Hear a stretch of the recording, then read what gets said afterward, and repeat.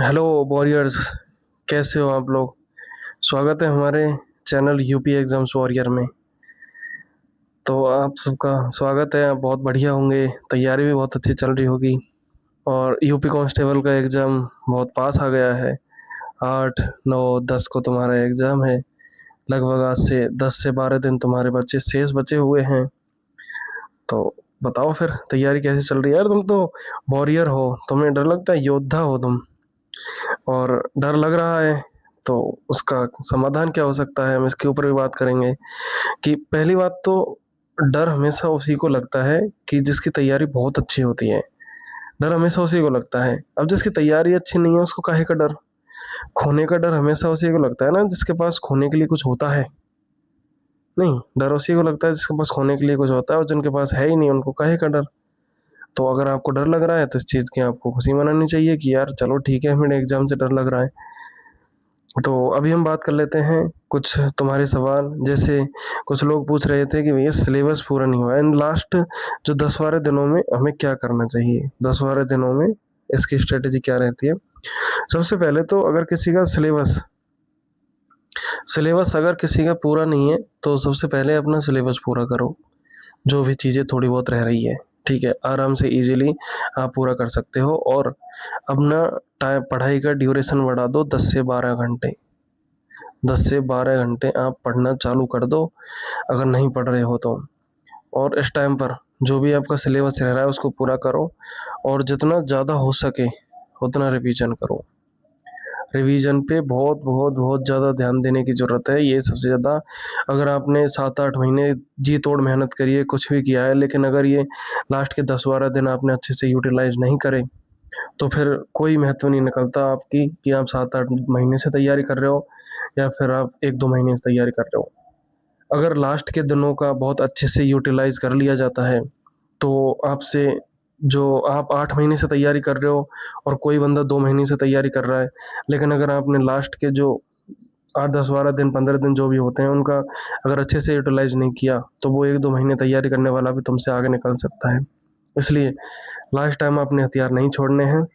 दूसरी बात, आपको अगर आपने रिवीजन करते रहना है हर सब्जेक्ट का।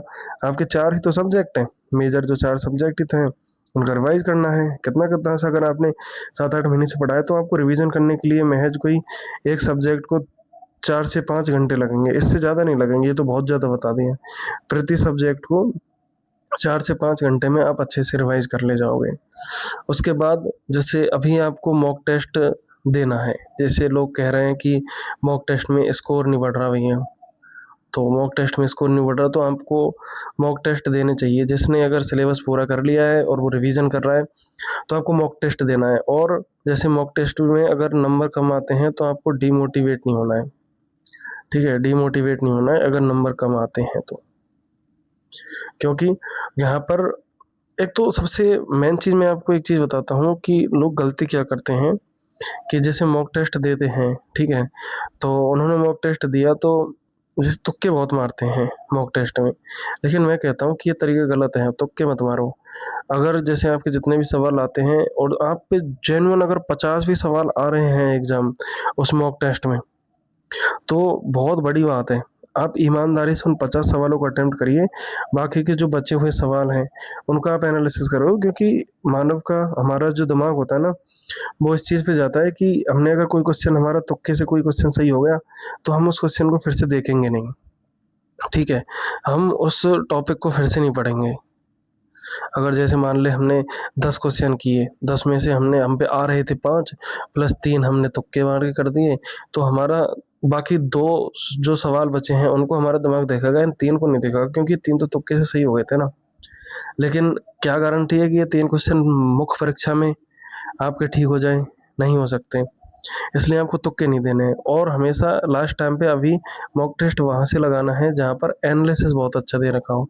जैसे कोई प्रमोशन नहीं है लेकिन आप टेक्स्ट बुक से लगा सकते हो। मुझे पर्सनली अच्छा लगता है टेक्स्ट बुक से टेस्ट लगाना। आप टेक्स्ट बुक से मॉक टेस्ट लगा सकते हो।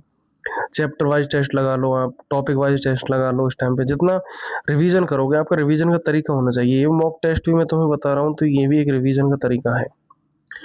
ये भी एक बहुत अच्छा तरीका है। दूसरी बात, जो भी बताया था मैंने, गलतियों से विश्लेषण कराओ, अपनी गलतियों सब का विश्लेषण।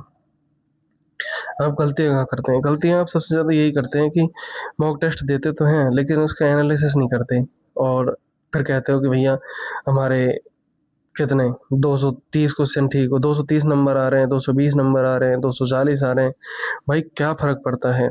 आपके यहाँ 300 में से 300 आ रहे हों या फिर आपके 50 नंबर आ रहे हों, कोई मैटर नहीं करता। मुख्य परीक्षा में आपका क्या स्कोर रहेगा, वहाँ की क्या परिस्थितियाँ रहेंगी, आप उन 2-3 घंटे को कितना अच्छे से यूटिलाइज़ कर पाते हो, आपका माइंड उस समय कितना बेहतर काम कर पाता है, ये ज़्यादा ज़रूरी है।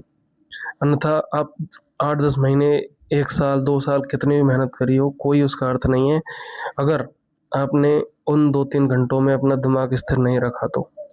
और अगर आपको दिमाग स्थिर रखना है, आपको डिमोटिवेट नहीं होना है, तो इसलिए आप अभी इन समय को अच्छे से यूटिलाइज़ करो, रिवीज़न करो जितना हो सकता है अपने सब्जेक्ट का।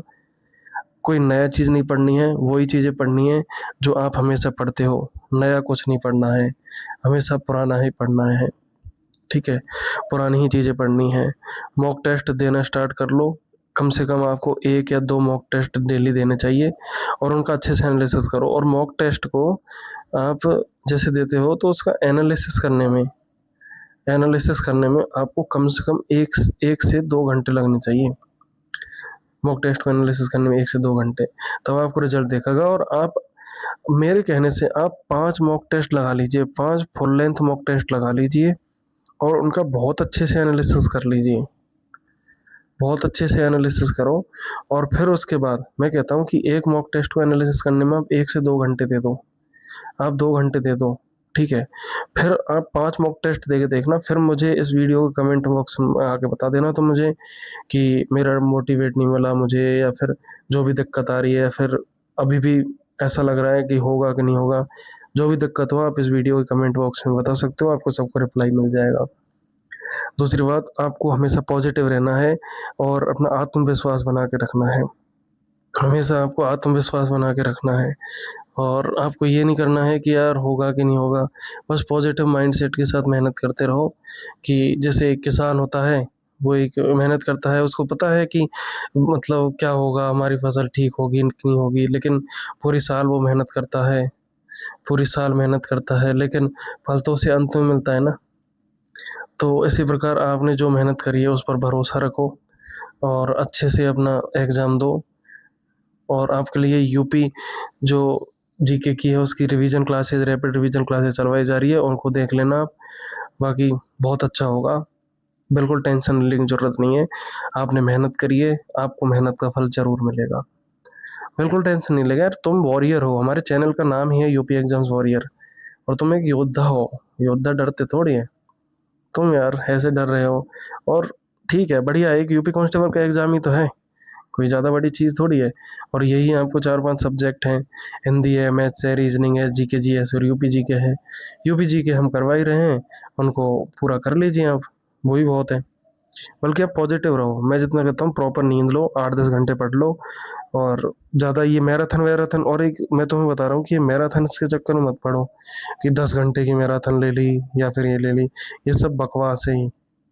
ये नहीं लेना है।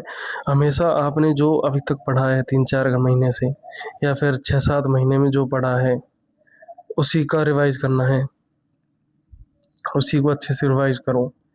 बाकी बहुत अच्छा होगा, बीच में हम आपसे ऐसी वीडियोज़ लेकर आते रहेंगे। अच्छे से पढ़ाई करो, मेहनत करो, बढ़िया रिवाइज़ करो, बहुत अच्छा होगा। थैंक यू और जो भी इस वीडियो के बारे में तुम्हारा कोई भी सुझाव हो, आप हमें बता सकते हो। धन्यवाद। आई होप आपको वीडियो अच्छी लगेगी और प्यारा सा कमेंट करके बता देना कि हाँ भैया ये चीज़ है, कोई भी जो भी डाउट हो तुम्हारा सबका रिप्लाई मैं दे दूँगा, टेंशन ना लो। Thank you so much.